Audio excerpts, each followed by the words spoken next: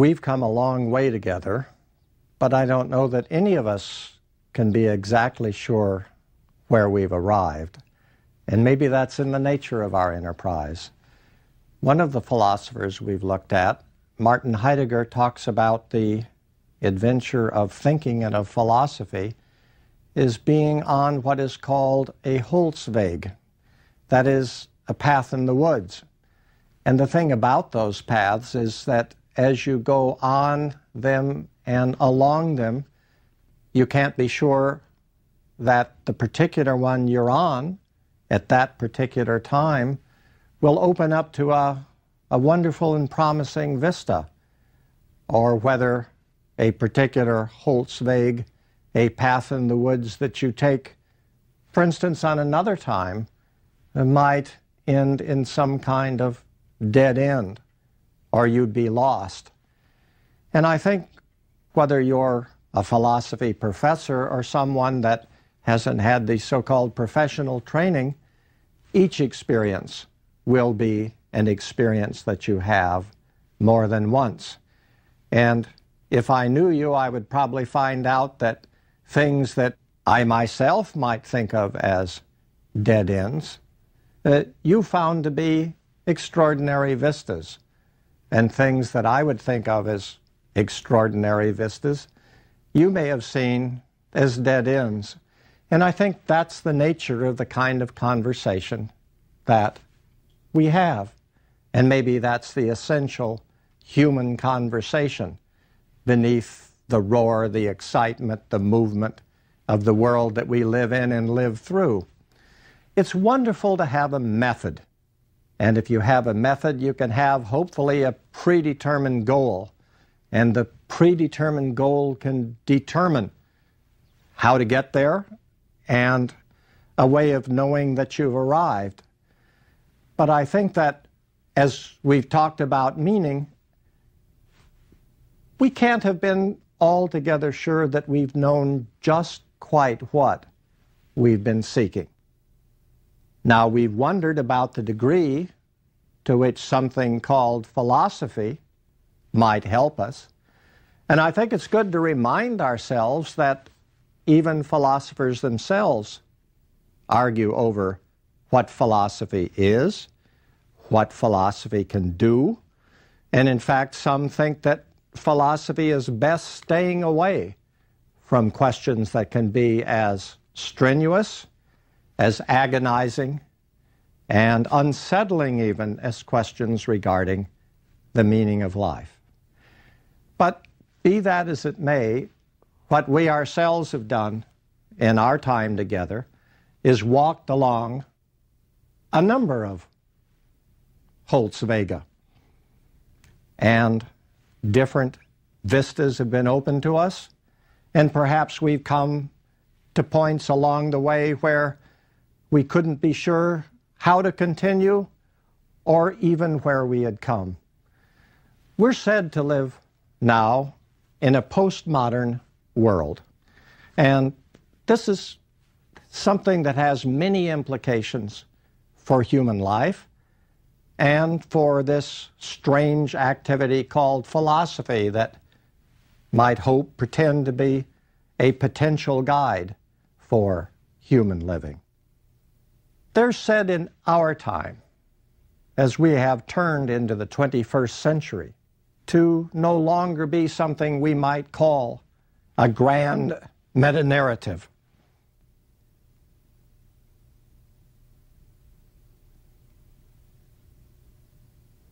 A grand meta-narrative would be something available that would orient us, a story of an overarching sort that we could use to place ourselves. And it's said by many that in the postmodern world in which we live, there is no such narrative, no compelling story in terms of which we can say where we are in our time, and therefore find the place where we might belong. That there is no such meta-narrative, that there's no narrative of the human adventure that can be articulated in a blueprint form, I think has suggested to many that history is not actually going anywhere except through the play of contending human forces, national, international, corporate, so on and so forth, and that in the midst of power struggles, accident, and luck come also to play a large, if not overwhelming, role in whatever happens to happen as the future course of history. There have, in fact, been 4 basic meta-narratives that we have seen and lived with as part of our Western heritage. One, I might call the Platonic Christian. It is the idea of life as a journey which could be construed in religious terms as to a kingdom of heaven, a place of a true belonging, and this life a pilgrimage to that place, or in more philosophical terms, that this world is not known well by us and it's a world of change, that we belong and our minds can be elevated and then we elevated to an unchanging realm where the very heightened use of our reason can find a dwelling for us. That's probably been the overarching narrative that has been most at work in the holding and unfolding of Western history. We've seen another view as well in Hegel of history as the unfolding of the consciousness of God, of history coming to an end, and the notion of that end is that every true idea has now been developed. As some of you might know, there's been a kind of variant of that that came toward the end of the 20th century, when Francis Fukuyama wrote a book called The End of History and the Last Man, in which he said that in terms of history, if you consider it as the contention and playing out of political ideologies, that the sort of political ideology that we have, the democratic ideology, has prevailed. Now there could be a falling away from that, but if you mean by history arrival at what the best possible way of organizing ourselves is, we've arrived. We have arrived at the end of history. We've seen in Marx a notion of a potential revolution that Marx thought eventually would come and usher in a new era. And we have seen probably in disturbing ways philosophers like Nietzsche who have said to us, well, the underlying meta-narrative of history brings us to the realization that there is no beyond, and what meaning there can be can only be through activities through which creatively we shape a life for ourselves. What the postmodern view has claimed is that no foundations actually stand that would reliably support and guide human life. As I've mentioned, the notion of another world, of a providential kingdom of heaven, comes progressively by many to be doubted, and nature itself is construed as sufficiently malleable to be subject to often conflicting and competing scientific and technological opportunities and purposes, as if we could, as technology advances, make the very world we live in over, and potentially even make ourselves over.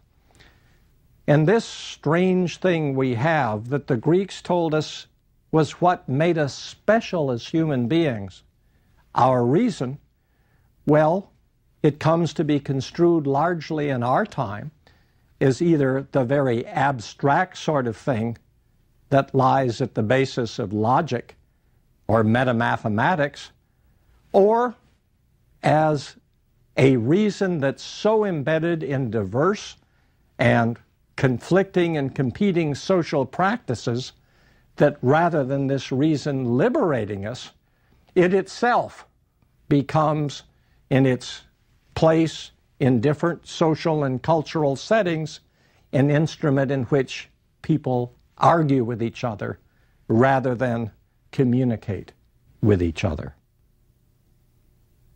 Our current situation with respect to human life and its guidance, possibly through something called philosophy, can now be seen as very, very challenging and, in fact, very complex. I think professional philosophy is a very important activity. At the same time, the professionalization of philosophy has led over time to its separation from those larger concerns and more central issues that are of a concern to everyone.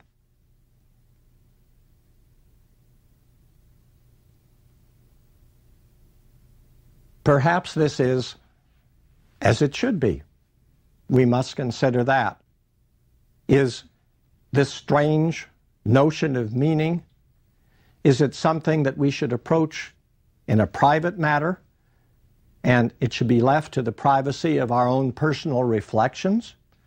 Or should we even consider it audacious and arrogant that anyone would talk about the meaning of life and pretend to offer a meaning of life that could be available through a particular person's insight to many people in many places?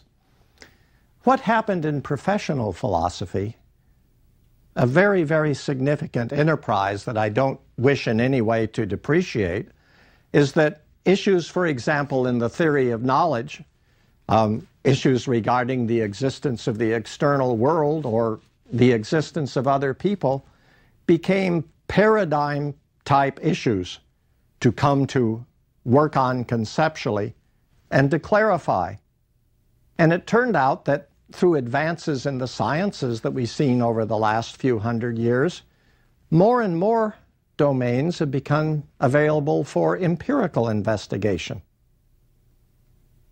And that has actually raised a question within philosophy as to whether philosophy's technical subject matter, as the sciences progress more and more, linguistics, neuroscience progress more and more, is the subject matter of professional philosophy itself shrinking? Just as many have said that philosophy gave way to psychology at the turn into the 20th century, or philosophy gave way to science significantly at the time that people like Galileo arose on the scene. Well, one of the concerns philosophy has had is regarding the nature of the mind and its interior furniture, and it became one of the major interests of philosophers. And more recently, over the last 100 years or so, philosophers have been very concerned with how our language works and whether there is a kind of logic to our language that can be revelatory and help us get out of various conceptual tangles. Now, even if issues regarding the mind or our uses of language are resolved, very human questions unavoidably remain regarding how we're to live our lives and what we ought to do with them. And these probably aren't going to be solved by the wonderful activity, which I personally enjoy a great deal, which is reading the great dead philosophers, or even many of the living who may or may not be or come to be great. If you'll reflect back with me on where we've been and how we've traveled, let me remind you once again of this remark, so kind of charming and consoling to me, made by Niels Bohr, when he said that clarity and accuracy may not be possible at the same time, that probably one of the two is going to be sacrificed. Now, as it turns out, it could be the case that professional philosophy has tended to sacrifice accuracy to the complexity of the human situation to an extraordinary clarity. And I truly applaud that clarity. But I'm also a person living in the world, however well or badly trained in this field of philosophy, who is very concerned to think about whether life has a meaning, how to approach it, how to reflect on it. There was a famous remark made by Alfred North Whitehead. He collaborated with Bertrand Russell in the writing of a book called Principia Mathematica. And he was talking about what collaborations were like. And he said, well, Bertie, after all, it's Bertrand Russell, Bertie, most good collaborations involve a connecting of the simple-minded and the muddle-headed. Bertie, you're the simple-minded one. Now, I haven't had the opportunity actually to talk with you and listen to you. I think I've had to be my own collaborator, and I'll need to leave it to you to determine when I was the simple-minded collaborator and when I have been the muddle-headed one. But in any case, there's some measure of both in any philosophical reflection about life.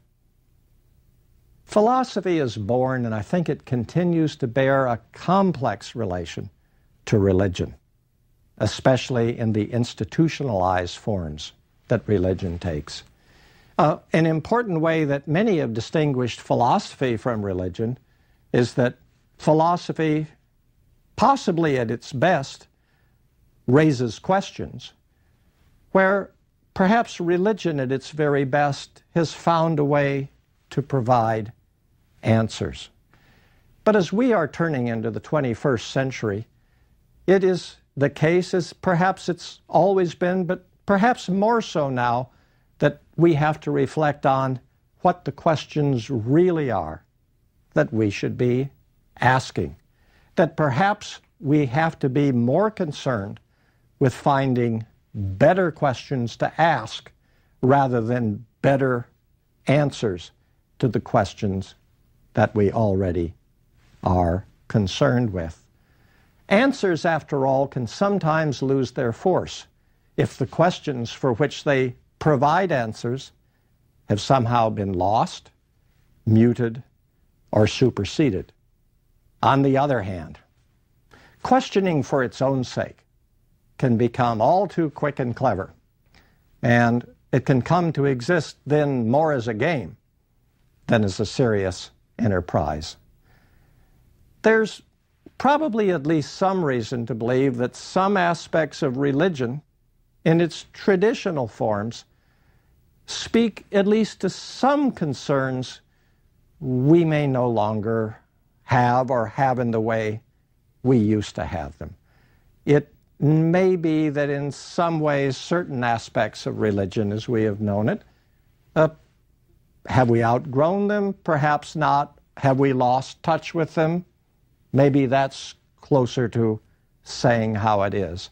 Obviously, this is a very controversial thing even to explore. And remember, I said at the beginning of our time together that there will be all kinds of thoughts to consider, and they can be considered in different ways. And what I've hoped to do with you is myself consider them in different ways. Sometimes perhaps simple-mindedly, other times muddle-headedly. There's a case to be made, and we've glanced at it and occasionally dwelled with it, that in fact the issues that concern us as humans are less regarding death and less regarding issues of moral guilt, and that we've moved into an era in which the presence, or perhaps the absence of meaning, has become the central concern. But it's a very strange time for this to have happened, because if you think about it, we are undergoing now what could be construed as a biotechnological revolution. And there are extraordinary biotechnological opportunities in our future. As we pass further into the 21st century, a lot of the things that we might say are going to look less like science fiction, and they're going to become actual possibilities. And they will raise major questions regarding what it means to be human.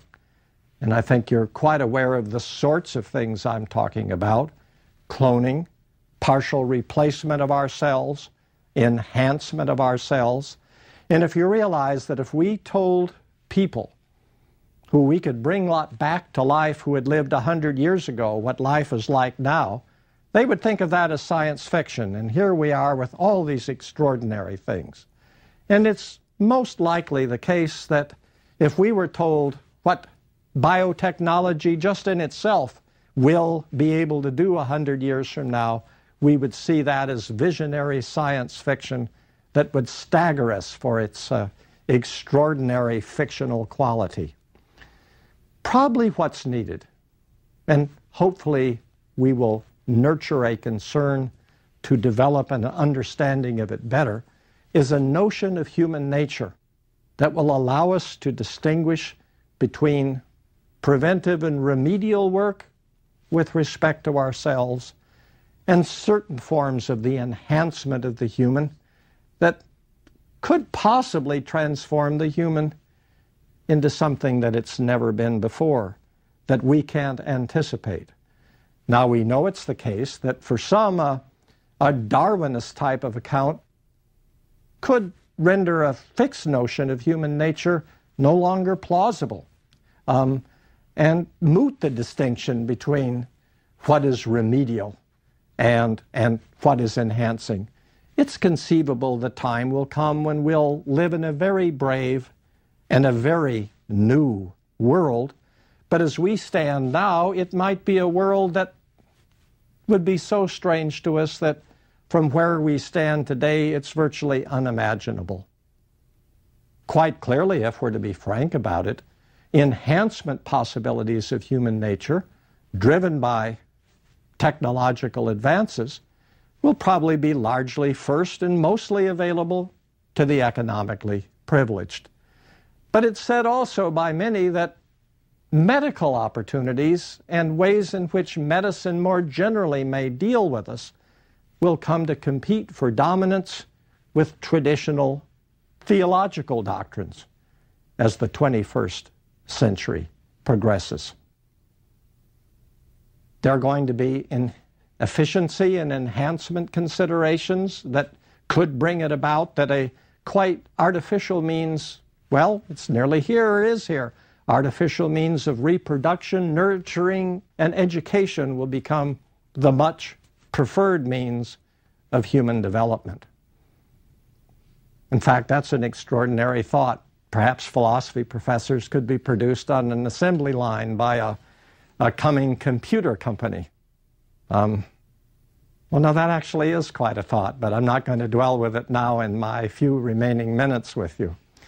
Questions will unavoidably be raised concerning whether, in fact, death itself may not be avoidable in principle, and whether human life might continue to have meaning in an entirely different kind of environment, and it might come under a technologically controlled environment to have a kind of meaning that might diminish us and that we would, as we lived through it, regret.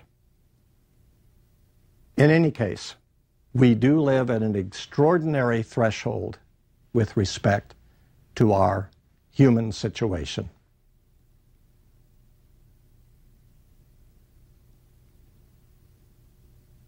There are questions that we can't help but ask.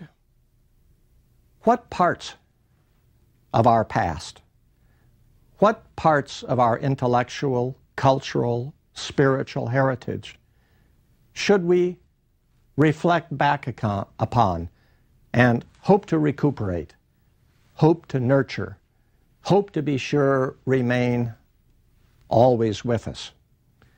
We don't want our past simply to become part of something called the history of ideas. But also, how might we cultivate an openness toward the future, but an openness that's quite realistic, that that future will not only involve, through technology, progress, and an easier life, that it may equally involve, through technology, a different sense of what it is to be human. how in a thoughtful way can we reorient ourselves toward an open and increasingly controversial and contentious and contended technological and spiritual future? How can we bring that about? There are even those who have written recently about something that is called the end of philosophy. Now, as you can imagine, that disturbs philosophy professors to hear that talked about. A reason some have talked about the end of philosophy is because it has been thought by some that philosophy only exists in the grand sense if you can construe life as a journey, and if, however metaphorically, you understand that journey as traveling in a way that brings you into a new and different dimension, if only it's a new and different way of experiencing the very world in which you find yourself. Others have thought that the end of philosophy might come, and this has to do more with professional philosophy, a highly kind of excellent pursuit for gifted people whose conceptual abilities are extraordinary. Some people have thought that the end of philosophy will come because linguistics, cognitive science, neuroscience, all kinds of specific scientific disciplines will advance and advance in such a way that we'll come to believe that the traditional technical problems of philosophy about the mind and the body, for instance, or how we're sure we know that there are other people, that various advances will bring it about that those questions will be answered. Well, any of this is possible. We can't know. But surely there's a sense in which philosophy could never end. And that's the sense in which, so long as we live, and as we give any thought as to why we might be here, or what to do with what sometimes we think the accident of our being here, we are invariably going to ask ourselves, is there, could there be, might I at least create a meaning for life? And insofar as philosophy continues also to get understood as a pursuit of the art of living, and insofar as philosophy continues to allow itself also to be understood as providing guidance for living, often conflicting guidance, guidance that involves arguments about whether history has a meaning, arguments about whether we have an authentic personhood, arguments about whether there is continuing despair in human life and what it means, arguments that continue about whether anxiety is a pathological thing to be removed or a symptom and a sign that we're more than we think we are most of the time. As long as those phenomena remain within us, there is a future for and in philosophy. From the Hebrew Bible, I believe it's from the book of Job, there is the following phrase: "If I take the wings of the morning and dwell in the uttermost parts of the sea."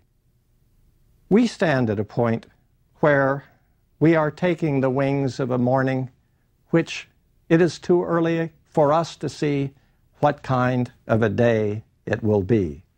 That is the 21st century into which we have now come.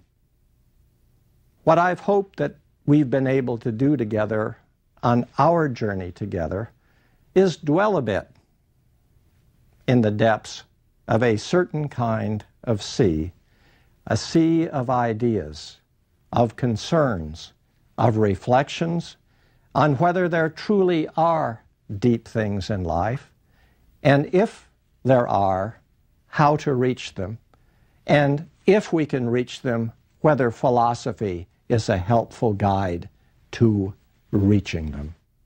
Thank you so much.